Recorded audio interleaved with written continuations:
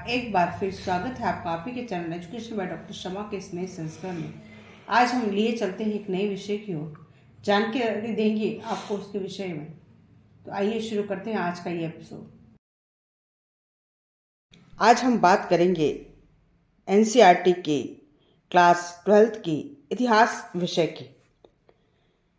बहुत बच्चों की रिक्वेस्ट आ रही थी कि मैम आप एनसीईआरटी की 12th क्लास की हिस्ट्री की जो बुक है, जो 3 बुक है, फर्स्ट बुक है एशियन हिस्ट्री, प्राचीन भारत का इतिहास, दूसरी बुक है मिडाइवल, मध्य भारत का इतिहास, और तीसरा भाग है आधुनिक भारत का इतिहास, मॉडर्न इंडिया।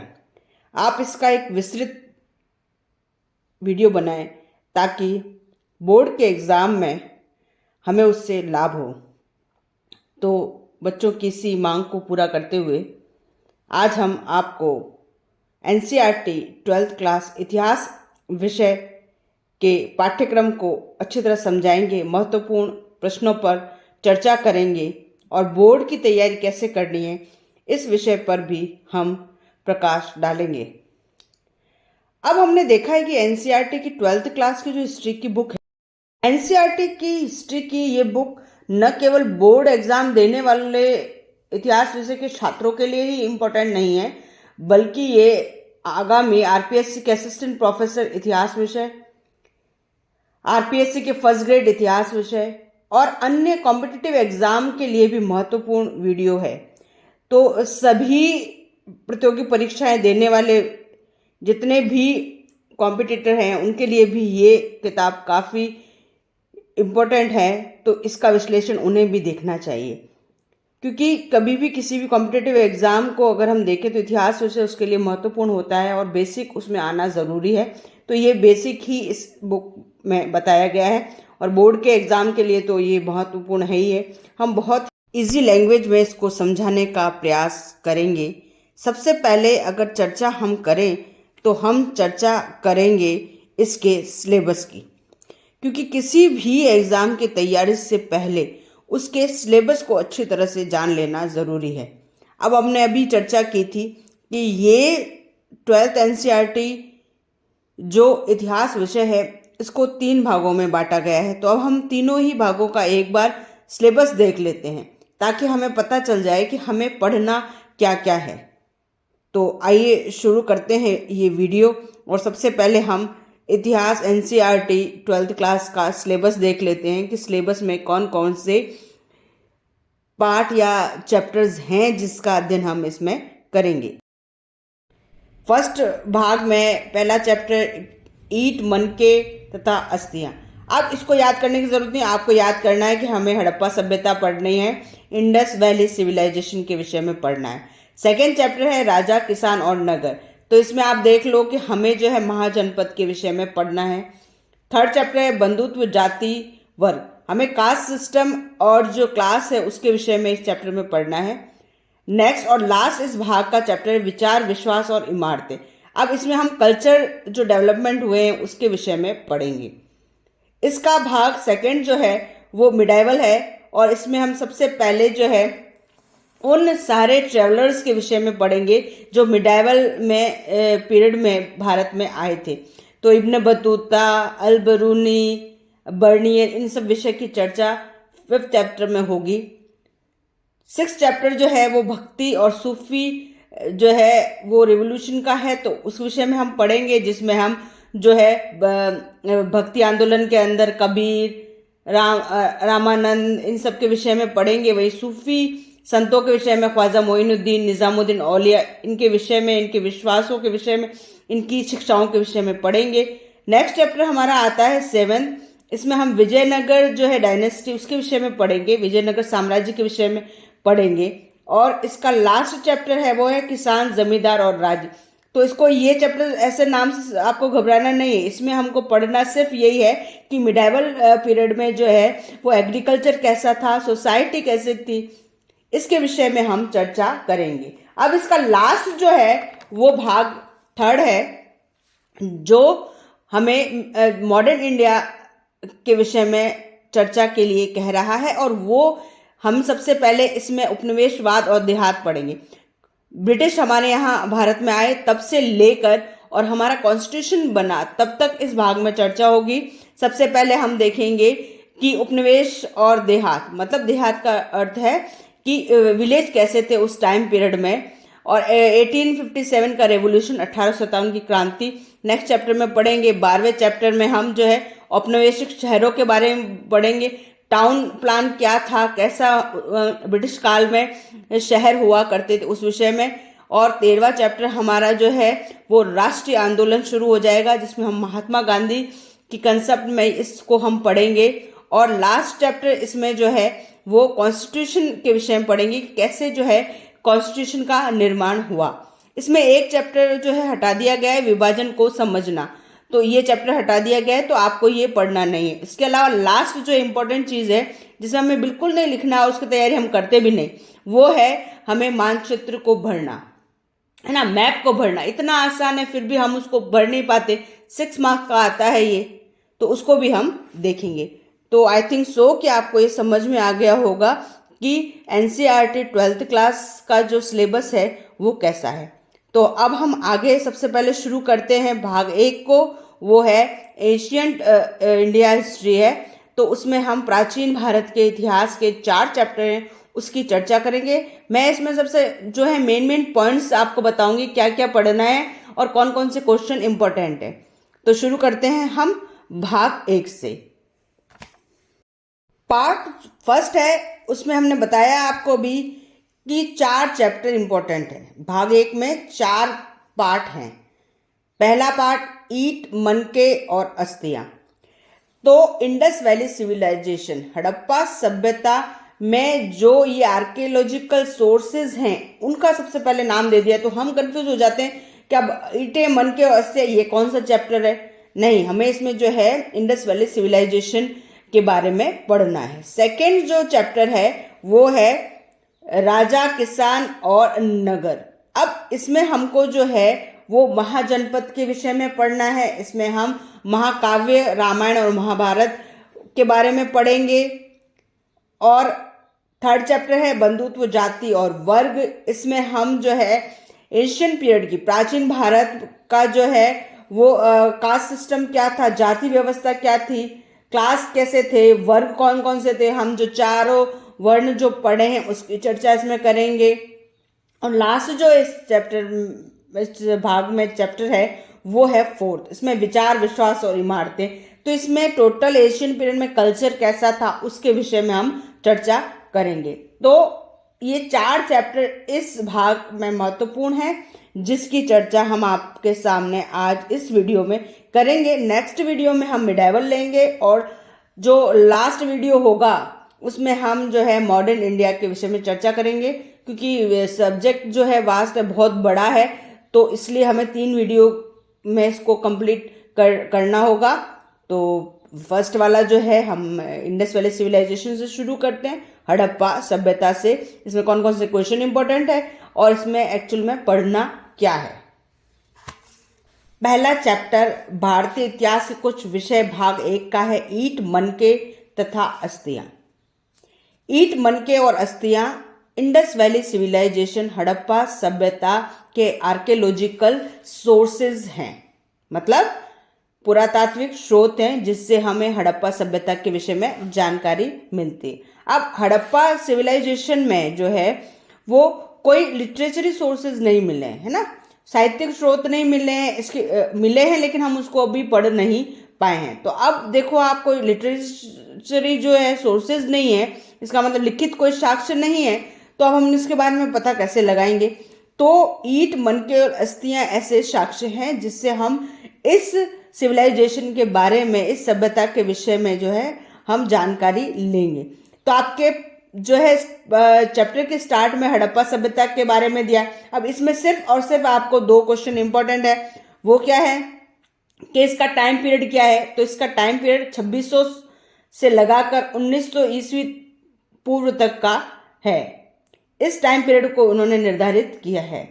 और इसमें आपको 2 क्वेश्चन इंपॉर्टेंट है कि हड़प्पा सभ्यता को जो है हड़प्पा सभ्यता क्यों कहते हैं, या सिंधु घाटी सभ्यता को सिंधु घाटी सभ्यता नाम से ही क्यों जाना जाता है।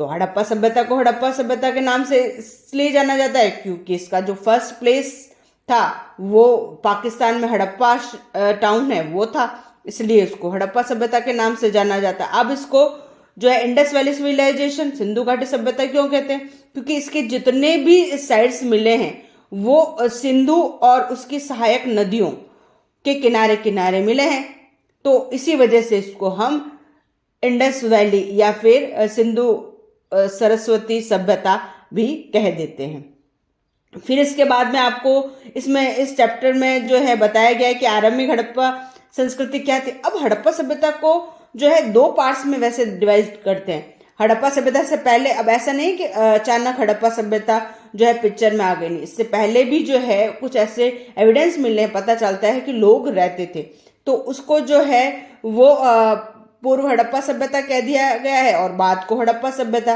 है ना। तो इसकी थोड़ी सी चर्चा की गई है कि उस समय एग्रीकल्चर कैसा था, पशुपालन कैसा था, शिल्पकारी कैसी थी, तो उसके जो है बताया गया। उसके बाद है उनका जो है वो निर्वाह के तरीके कौन कौन से थे, मतलब वो कौन कौन से चीजें थी जिससे वो अपना जीवन यापन करते थे। तो क्या था कि भाई वो जो है वो खेती का जो है वो किया करते थे, क्योंकि उसमें जो है वो बैल के साक्ष्य मिले हैं, ऐसे जो है वो चित्र मिले हैं जिससे पता चलता है कि वहां पर कृषि हुआ करती थी।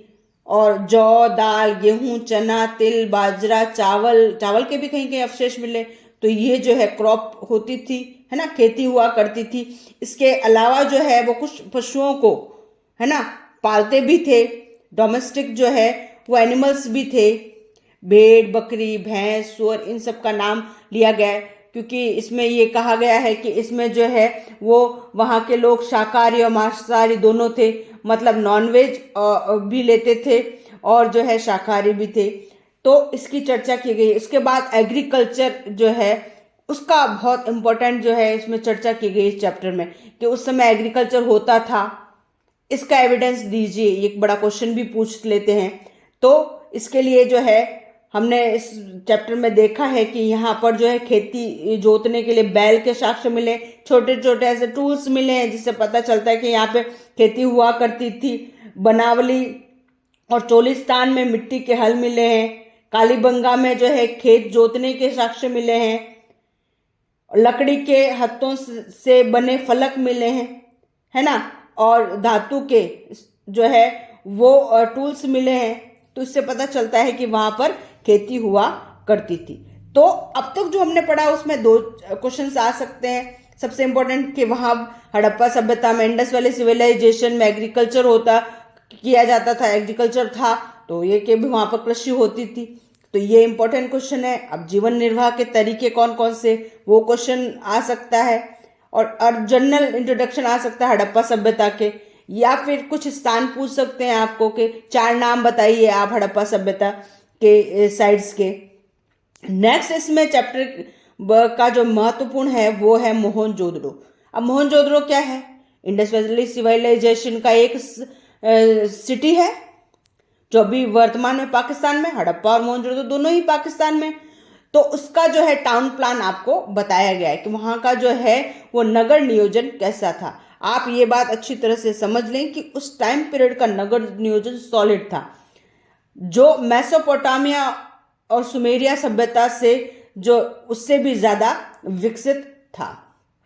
तो आपने चैप्टर में पढ़ा ही होगा कि मोहनजोदड़ो की इसमें पूरी चर्चा की गई कि मोहनजोदड़ो शहर था, उसको जो है मॉडल बनाकर आपको समझाया गया है कि जो मोहनजोदड़ो बस्ती थी वो 2 भागों में बटी हुई थी। एक ऊंचा भाग था जिसको दुर्ग कहते थे, सीटाडेल, और दूसरा जो है निचला भाग था जहां पर जो है वो कॉमनर रहा करते थे। अब नेक्स्ट इसमें बताया गया है कि जो है वो जब व्यक्ति की मृत्यु हो जाती थी, उसकी डेथ हो जाती थी, तो उसका अंतिम संस्कार कैसे करते थे। तो दफनाने की प्रणाली थी, और उसको जब दफनाते थे तो उसके साथ जो है वो मृद भांड यानी कि मिट्टी के बर्तन, आभूषण, शंख, है ना, ऐसी चीज़ें भी इसके साथ दफन करते थे। उनका ऐसा मानना था कि जब व्यक्ति की डेथ हो जाती है, उसको दफन कर देते तो वापस वो जीवित हो जाता है ना। तो ऐसा कुछ उसका जो है फेथ था, इसलिए उसको साथ में ही दफनाते। इसके अलावा आगे जो है वो है विलासिता की वस्तुओं की खोज, मतलब लग्जरियस सामान जो है, जैसे कि उनके जो है गहने कैसे बनते थे, है ना, वो सारी चीज़ें जो है इसमें मनकों का कैसे उपयोग होता था, वो सारी बताई गई। उसके बाद आगे नेक्स्ट शिल्प उत्पादन के लिए बताया गया है कि भाई कैसे जो है शिल्प का उत्पादन होता था।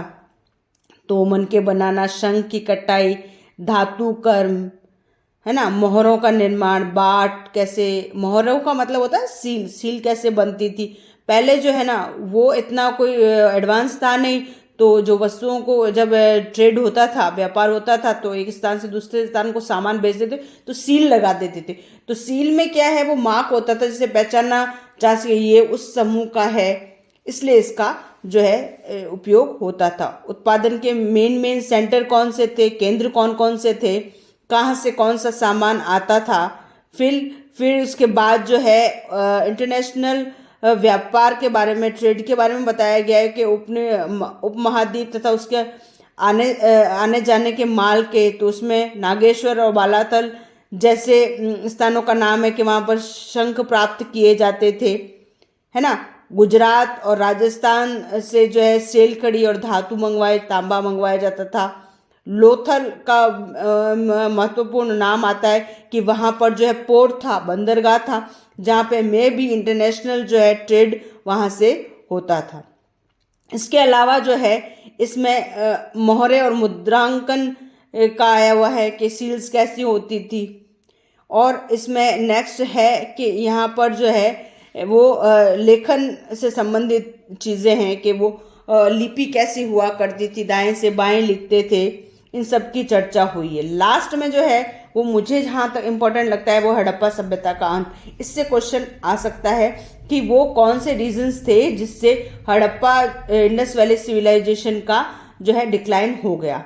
तो उसके जो है वो 5-6 रीजंस है, जैसे हमें क्रमवार देखना चाहिए। जैसे कि जलवायु परिवर्तन, क्लाइमेट चेंज, में भी क्लाइमेट चेंज हुआ होगा तो वहाँ से लोग चले गए या फिर उनकी डेथ हो गई और हड़प्पा सभ्यता का डिक्लाइन हो गया, समाप्त हो गई। वनों की कटाई, तो जितने वन जो थे वो काट दिए गए, तो उस वजह से वहाँ से लोग चले गए। में भी जो है फ्लड आया होगा, भीषण बाढ़ आई, उसकी वजह से नदियों ने अपना रास्ता बदल दिया तो सूखा पड़ गया, तो लोग वहाँ से विस्थापित हो गए। या जो रिवर्स थी उन्होंने अपना जो है वो रास्ता बदल दिया, इस वजह से जो है हड़प्पा सभ्यता का अंत हो गया। या जो भूमि थी, लैंड था, वो इतना जो है वो उपयोगी नहीं रही, तो इससे लोग वहाँ से चले गए। ये कुछ रीजंस थे जिसके कारण जो है इंडस वैली सिविलाइजेशन का डिक्लाइन हो गया, हड़प्पा सभ्यता समाप्त हो गई। अब लास्ट में आपको ये बताया गया कि हड़प्पा सभ्यता की खोज वो कैसे हुई। जो चीज़ पहले आनी चाहिए थी वो बाद में आ रही है, कोई भी बात नहीं है। इसमें ये बताया गया कि सबसे पहले जो है दयाराम साहनी ने 20वीं शताब्दी में 1921 के आसपास जो है उन्होंने हड़प्पा नामक साइट जो है इन्वेंट किया था, मतलब हड़प्पा सभ्यता की खोज की थी।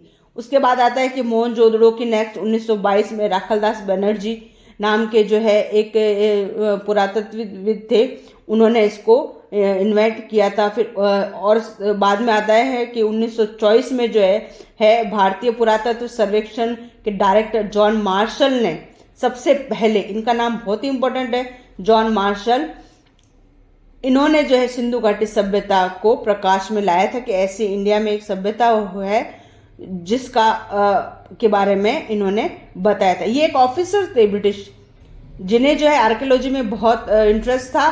तो जब हमारे आर्कियोलॉजिकल डिपार्टमेंट की स्थापना हुई, और उसका भी इम्पोर्टेंट है, अब आपने आगे इसमें पढ़ा होगा, जनरल कनिंगम, ये भी एक ब्रिटिश ऑफिसर थे जिन्हें सबसे पहले आर्कियोलॉजिकल डिपार्टमेंट का हेड बनाया गया था। इसके लिए इन्हें फादर ऑफ आर्कियोलॉजी भी कहते हैं। तो फादर ऑफ आर्कियोलॉजी कौन है? जनरल कनिंगम, है ना। पुरातत्व के जनक किसे कहा जाता है? जनरल कनिंगम को। ये भी आपको याद रखना है। उसके बाद जो है एक नवीन प्राचीन सभ्यता, इसमें भी कुछ नहीं है, सेम उसी बात को रिपीट किया गया है। फिर है नई तकनीक और प्रश्न, कैसे इसको खोजा गया, कैसे ये साइट इन्वेंट हुए, उसके बारे में आपको बताया गया। फिर है अतीत को जोड़कर पूरा करने की समस्या। अब इसमें ये बताया गया कि जो आर्कियोलॉजिकल सोर्सेज हैं, जो पुरातत्व साक्ष्य हैं, मृत भांड, औजार, आभूषण, इनको इनके आधार पर इतिहास को कैसे लिखा जाए, क्योंकि हमने पहले ही बोल दिया है कि इसमें आर्कियोलॉजिकल सोर्सेज नहीं मिले, तो फिर ये बात इतिहास लिखना काफी मुश्किल रहता है। तो इसकी चर्चा की गई, कौन कौन सी प्रॉब्लम्स आती हैं हिस्ट्री को लिखने में। फिर खोजों का वर्गीकरण कैसे किया गया है और व्याख्या की समस्या, आर्कियोलॉजिकल सोर्सेज के आधार पर अगर आप हिस्ट्री लिख रहे हो तो कौन कौन सी प्रॉब्लम्स आती हैं, इसकी चर्चा की गई है। आई थिंक सो कि आपको फर्स्ट चैप्टर अच्छी तरह से समझ में आ गया होगा। तो मेन हमको क्या पढ़ना है, मेन क्वेश्चन जो है वो लॉन्ग क्वेश्चन कौन कौन से आ सकते हैं। पहला क्वेश्चन तो जो है इंडस वैली सिविलाइजेशन से आ सकता है कि वो है क्या, जनरल इंट्रोडक्शन, सामान्य परिचय। उसके बाद टाउन प्लानिंग आ सकता है, उसके बाद जो है एग्रीकल्चर के बारे में आ सकता है, और उसके बाद ये है कि इसका डिक्लाइन कैसे हुआ, और लास्ट ये आ सकता है कि इसको जो है उसका हिस्ट्री लिखने में कौन कौन सी प्रॉब्लम्स आ सकती है। तो ये क्वेश्चन जो है वो मेन है और आपको अच्छी तरह से इसमें देखने हैं। अब सेकेंड चैप्टर की चर्चा करें तो चलिए हम देखते हैं सेकेंड चैप्टर में क्या है। सेकेंड चैप्टर है राजा, किसान और नगर। अब इससे आपको इस नाम से घबराने की कतई जरूरत नहीं है। इसमें आपको हड़प्पा सभ्यता के बाद के टाइम पीरियड के बारे में बताया गया। तो बाद में डायरेक्ट कौन सा आ जाता है, वैदिक पीरियड, है ना। वैदिक पीरियड जिसमें वेदों की रचना हुई। वैदिक पीरियड को दो पार्ट्स में डिवाइड करते हैं, ऋग्वैदिक काल एंड उत्तर वैदिक काल। ऋग्वैदिक काल जिसमें ऋग्वेद की रचना हुई, और उत्तर वैदिक काल जिसमें रिमेनिंग वेद, यजुर्वेद, सामवेद और अथर्ववेद को लिखा गया। तो वेद 4 हैं, ऋग्वेद, यजुर्वेद, सामवेद और अथर्ववेद। अब इनके विषय में प्रश्न पूछ सकते हैं कि वेद कितने हैं, इसमें किसका वर्णन है। तो ऋग्वेद है, उसमें जितने भी देवी देवता हैं उनकी स्तुति के लिए, उनकी प्रार्थना के लिए, उनकी प्रेयर के लिए श्लोक्स दे रखे हैं। यजुर्वेद में यज्ञ कैसे किए जाएंगे, कितने प्रकार के होंगे, उसमें उसकी साइज जो है वो क्या होगी, उसमें क्या क्या डाला जाएगा, इसका वर्णन है। सामवेद में जो है वो श्लोक ही दे रखे हैं लेकिन उनको गायन पद्धति में। हमारा जो है शास्त्रीय संगीत, भारतीय शास्त्रीय संगीत जो है सामवेद पर है। इसके अलावा नेक्स्ट जो है वो लास्ट आ जाता है हमारा अथर्ववेद, जिसमें रिमेनिंग सारे सब्जेक्ट्स हैं, जैसे राजा के कर्तव्य क्या क्या होने चाहिए, जादू टोना, है ना, उसका उल्लेख मिलता है। अब इसमें सबसे पहले जो है आपको बताया गया है कि हमें इस टाइम पीरियड की जानकारी किससे मिलती है। तो इसमें सोर्सेज बताए गए हैं जानकारी के। तो इसमें अभिलेख, इंस्क्रिप्शंस हैं, बुक्स हैं, सिक्के, कॉइन्स हैं और पेंटिंग से चित्र है। तो इन सब से हमें जो है जानकारी मिलती है। अब इसमें देखो आप लिटरेचरी सोर्सेज आ गए हैं, तो अब तो लिखित में साक्ष्य मिले हैं, तो अब तो इस टाइम पीरियड को जानना और भी इजी हो जाता है। अब इसके बाद आपको जो है प्रिंसिप्स का नाम आता है, जेम प्रिंसेप। वो कौन थे भाई, वो एक ब्रिटिश जो है वो अधिकारी थे। ये पहले व्यक्ति थे जिन्होंने अशोक मौर्य के इंस्क्रिप्शन को, अभिलेखों को पढ़ने का प्रयास किया और उसमें वो सफल भी हुए। अब अशोक कौन था, वो मौर्य डायनेस्टी का एक राजा था, मौर्य साम्राज्य है उसका एक महत्वपूर्ण शासक था। उसने अपने टाइम पीरियड में जो है वो कई अभिलेख लिखवाए। अब यहाँ पर प्रश्न आएगा, बहुत इंपॉर्टेंट आता है, वो है अभिलेख किसे कहते हैं, इंस्क्रिप्शन किसे कहते हैं। किसी भी पत्थर, धातु या मिट्टी के बर्तन, जो भी हार्ड सरफेस है उस पर जो कुछ भी लिखा जाता है उसे इंस्क्रिप्शन कहते हैं। अब अशोक ने जो है जगह जगह अपने जो है लॉज थे, अपने कानून थे, अपना जो धम्म था उसके विषय में जो है वो स्टोन पर लिखवाया, पत्थरों पर लिखवाया, जिसे इंस्क्रिप्शन कहते हैं। और इंस्क्रिप्शन बहुत महत्वपूर्ण है क्योंकि उससे उस टाइम पीरियड की जानकारी मिलती है। फिर इसमें नेक्स्ट आता है जनपद क्या है। तो जनपद का मीनिंग होता है लैंड ऑफ पीस, है ना। भूमि का टुकड़ा जहाँ पर लोग रहते हैं उसे कहते हैं जनपद। अब पहले जो है इतना जो है विकसित नहीं था, तो लोग जो है समूह बना कर किसी जगह पर रहते थे और उसे जनपद कहते थे। टाइम पीरियड जैसे जैसे जाता गया, अब ये जनपद है वो आपस में जुड़ गए तो उसे महाजनपद कह दिया। तो आगे आपके 16 महाजनपदों का उल्लेख आता है। वेरी वेरी इंपॉर्टेंट, इससे क्वेश्चन आएगा ही आएगा। तो 6th सेंचुरी में, 6ठी ईस्वी पूर्व में भारत में 16 महाजनपद थे। और इसके बारे में जानकारी किससे मिलते हैं? बौद्ध और जैन जितने भी लिटरेचर है उससे पता चलता है कि उस टाइम पीरियड में 16 महाजनपद थे। अब ये 16 महाजनपद कौन कौन से थे? उदाहरण पूछे 4 16 महाजनपदों के नाम बताइए। इसमें सबसे पहला था मगध। मगध बहुत इंपॉर्टेंट था क्योंकि उस समय वो काफ़ी उपजाऊ क्षेत्र था और वहाँ पर जो है डेवलपमेंट काफ़ी था। तो सबसे जो विकसित था मगध था। उसके बाद वज्जी, कौशल, कुरु, पांचाल, गांधार, इन सब का नाम आता है। और इसका कैपिटल भी आपको आना चाहिए ना, तो कभी कैपिटल भी पूछ लेते हैं कि इसका कैपिटल क्या था, मगध का कैपिटल कौन सा था उस टाइम पीरियड में। तो ये सब आप प्रश्न पूछ सकते हैं। अब है नेक्स्ट, मैंने बोला आपको कि मगध जनपद बहुत, तो यहाँ से क्वेश्चन आ सकता है कि मगध जो है वो महाजनपद इतना महत्वपूर्ण क्यों था? तो इसके लिए ये है कि खेती की उपज वहाँ पर अच्छी होती थी, यहाँ लोहे की खदानें थी, हाथियों की उपलब्धता थी, आवागमन के साधन अच्छे थे, है ना। तो विभिन्न और इसका और वहाँ पर पीस थी, शांति थी, इसलिए वो बहुत महत्वपूर्ण था। तो ये क्वेश्चन भी आ जाता है। उसके बाद अब आपके यहाँ पर सबसे पहले वैदिक पीरियड आया, फिर महाजनपद पीरियड आया, अब मौर्य आ रहे हैं। तो यहाँ से आएगा कि भाई फाउंडर कौन था मौर्य साम्राज्य का? So simple, Chandragupta Maurya. और उसके गुरु कौन थे? चाणक्य, जिसे विष्णुगुप्त भी कहते हैं, कौटिल्य भी कहते हैं। उनकी बुक कौन सी थी? तो कौन सी थी? अर्थशास्त्र। वो किससे संबंधित है? पॉलिटिक्स से, राजनीति से संबंधित है। तो इसके विषय में आ सकता है। फिर उसके टाइम पीरियड में एक बहुत ही बड़ा ट्रेवलर आया था, यूनानी यात्री आया था, मेगास्थनीज। उसने पाटलिपुत्र के बारे में बहुत अच्छा वर्णन किया है, तो उसके विषय में आ सकता है। उसकी बुक का नाम क्या था? इंडिका। तो ये भी आपको पता होना चाहिए।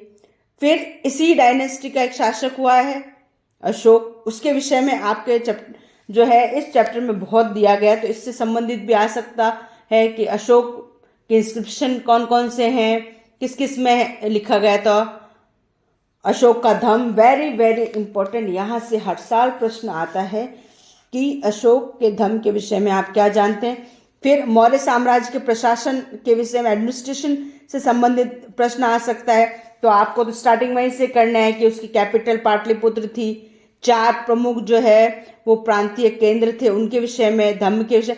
अब धम्म को ज़्यादा उतना वो टिपिकल लेने की जरूरत नहीं है। ये कोई धम्म कोई रिलीजन नहीं था, उसके कुछ रूल्स थे, है ना, जो अपने जितने भी नागरिक थे उनमें जो है डेवलप करना चाहता था। तो नागरिकों के नैतिक उत्थान के लिए जो भी नियम बनाए वो उसका धम्म था।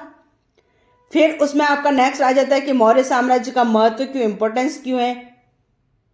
और फिर उसके बाद थोड़ा जो है वो साउथ के कुछ शासकों का नाम आ जाता है, चोल, चेर, पांड्य। के बाद के टॉपिक में आपको राजा और प्रजा के संबंध, रिलेशन बिटवीन द किंग्स। तो इसमें आपको 2 बुक्स आती है, जातक कथाएं, पंचतंत्र। तो लेखक कौन थे? पंचतंत्र के विष्णुगुप्त थे। और जातक कथाएं क्या थी कि जो है महात्मा बुद्ध के जन्म की पूर्व कथाएं थी, वो ही जातक कथाएं कहलाती। इसके अलावा जो है बाद में ग्रामीण समाज में भिन्नता कहा जाता है। मनुस्मृति के विषय में आते, ये भी इंपॉर्टेंट क्वेश्चन है। मनुस्मृति क्या थी? आरंभी भारत का सबसे बड़ा विधि ग्रंथ, लॉ जो है वो लिटरेचर था, और ये संस्कृत भाषा में लिखा गया था। फिर हर्ष चरित्र के बारे में आ जाता है कि ये क्या है कि हर्ष चरित्र तो संस्कृत भाषा में लिखा एक ग्रंथ है, जो कन्नौज के शासक हर्षवर्धन की जीवनी है ना, उसके विषय में चर्चा करता है। इसके लेखक कौन थे? तो इसके जो है उस राजकवि बाण भट्ट जो है इसके लेखक। फिर इसमें भूमि दान के बारे में आ जाता है। तो उस टाइम पीरियड की प्रभावती गुप्त थी, उसने जो है वो भूमि को दान दिया था। तो वो उसके विषय में आपसे प्रश्न पूछ सकते हैं। इसके अलावा पाटलिपुत्र का पूरा जो है वो दिया गया कि कैसा था, कैसे विकसित हुआ, तो उसके विषय में पूछेंगे। इसके नेक्स्ट आपका है सिक्के और राजा, कॉइन्स एंड किंग। तो कौन कौन से राजा ने कौन कौन से सिक्के चलाए उसका थोड़ा सा वर्णन आ जाता है। फिर आ जाता है मुद्रा शास्त्र किसे कहते हैं, सिक्कों का जिसमें अध्ययन किया जाता है वो विज्ञान मुद्रा शास्त्र कहलाता है। अभिलेखों का अर्थ बताया गया कि लास्ट में बताया कि अभिलेख जो है वो ब्राह्मी लिपि में उस समय सबसे ज़्यादा लिखे गए। जेम्स प्रिंसेप ने जो है ब्राह्मी लिपि को पढ़ा 1838 में। इसके अलावा खरोष्टी लिपि में भी अशोक के काफ़ी मिलते हैं। यूनानी लिपि में भी उनके कुछ इंस्क्रिप्शन मिले हैं, सिक्कों पे मिला है लिखा हुआ, तो उसका भी। इसके अलावा जो है आपको बताया कि अशोक के 2 टाइटल्स हुए हैं ना, कौन कौन से, देवाना प्रिय और प्रिय दस्यु। उसके बाद अभिलेख साक्ष्य की सीमा क्या क्या है, इंस्क्रिप्शन के आधार पर अगर हिस्ट्री लिखी जाए तो उसमें क्या क्या सावधानी बरतनी चाहिए, इसका ही वर्णन मिलता है। तो इसमें हमने देखा क्या क्या क्वेश्चंस महत्वपूर्ण है।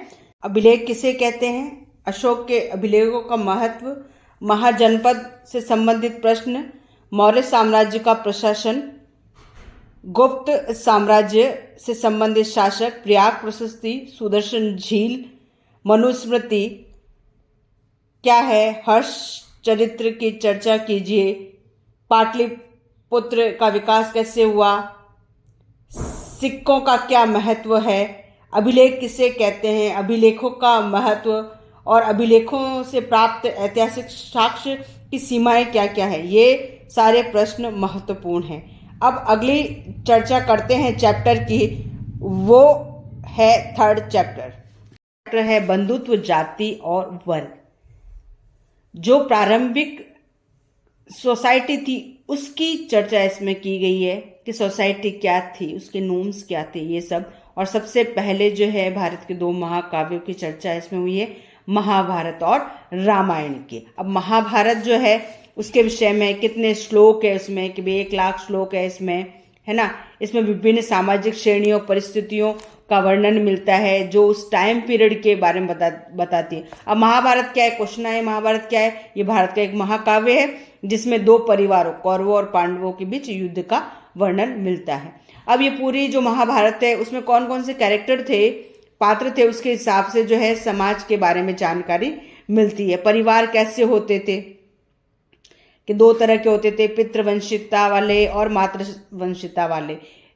पितृवंशिता वाले परिवार वह वंश परंपरा जो पिता के पुत्र फिर पौत्र फिर पर पौत्र पे चलती है उसे, और मातृसत्तात्मक शब्द जो है माता की परंपरा के अनुसार जुड़ती है वो। फिर महाभारत का समालोचनात्मक संस्करण कब तैयार किया कि 1919 में वीएस सोथांकर के नेतृत्व में बनाया गया, क्योंकि महाभारत काफ़ी है, बहुत सारी लैंग्वेज में है, तो इनका जो है कलेक्टिव जो है एक महाभारत तैयार की गई है, उसी की चर्चा इसमें की है। उसके बाद जो है विवाह के नियम आ जाते हैं कि विवाह कैसा होता था, कोई गोत्र से बाहर होता था तो उससे क्या कहते थे, बाह्य विवाह, और गोत्र के अंतर होता था तो आंतरिक विवाह। विवाह के प्रकार बताए हैं महत्वपूर्ण। फिर आचार संहिताओं का वर्णन है, धर्मसूत्र और धर्मशास्त्र के बारे में बताया गया है। फिर विवाह के प्रकार मैंने बताया आपको, अंतर्विवाह, बहिर्विवाह, बहुपत्नी विवाह, बहुपति विवाह। बहुपत्नी विवाह किसे कहते हैं, तो ये एक जो है प्रथा थी जिसमें एक पुरुष जो है एक टाइम पीरियड में अनेक जो है स्त्रियों से विवाह करता था, उसे बहुपत्नी विवाह कहते थे। और यदि एक स्त्री एक टाइम पीरियड में ही बहुत सारे पुरुषों से विवाह करे, तो बहुत सारे मतलब एक से ज्यादा, तो उसे कहते थे बहुपति विवाह। ओके। और धर्मशास्त्रों में मेनली 8 विवाहों का उल्लेख मिलता है, जिसमें से प्रारंभ के 4 जो है उसे उत्तम विवाह और अंत के 4 को जो है वो निकृष्ट विवाह माना जाता था। फिर गोत्र के नियम आ जाते हैं। उसके बाद जो है राजा किस प्रकार वर्ण का निर्धारण करता था, वर्ण कितने होते थे, तो 4 चैप्टर में तो हमें महाभारत का पूरा जो है वो देखना है, और विवाह के प्रकार और पितृवंशी और मातृवंशी के बारे में अपन को प्रश्न देखने हैं। अब बात करते हैं हम लास्ट चैप्टर की, 4th चैप्टर की। 4th चैप्टर हमारा है विचार, विश्वास और इमारतें, सांस्कृतिक विकास। इस चैप्टर में हम बात करेंगे बुद्ध और जैन धर्मों की और उनके ग्रंथों की बात करेंगे। इसमें ओवरऑल आपको बौद्ध और जैन के फाउंडर्स, उनके लिटरेचर, बौद्ध धर्म और जैन धर्म से संबंधित जो भी भवन बनाए गए उनके विषय में जानकारी ली जाएगी इस चैप्टर में। सबसे पहले इसमें जो है वो ऐतिहासिक स्रोतों के विषय में बताया गया। तो इस टाइम पीरियड को जानने के मेन सोर्सेज जो हैं वो जैन और बौद्ध लिटरेचर है, ग्रंथ हैं। इसके बाद सांची के स्तूप का वर्णन मिलता है। तो भोपाल मध्य प्रदेश में स्थित ये एक पिलर है जिसके जो स्तूप कहलाता है और ये बौद्ध धर्म से संबंधित है। यहाँ के शासकों शाहजहां बेगम और उसके उत्तराधिकारी जहां बेगम ने इसके रखरखाव के लिए काम किया था। तो एमसीक्यूज में ये प्रश्न भी पूछे जा सकते हैं। फिर इसके जो मेन थिंकर, चिंतकों का उद्भव बताया गया है। महात्मा बुद्ध और महावीर स्वामी से संबंधित, ईरान में कौन कौन से हुए हैं उनके बारे में, चीन में कौन कौन से हुए हैं, यूनान में कौन से, उनके बारे में भी बताया गया है जो स्कॉलर्स हुए हैं उनके विषय में। उसके बाद यज्ञों की परंपरा का चर्चा की, कौन कौन से यज्ञ होते हैं।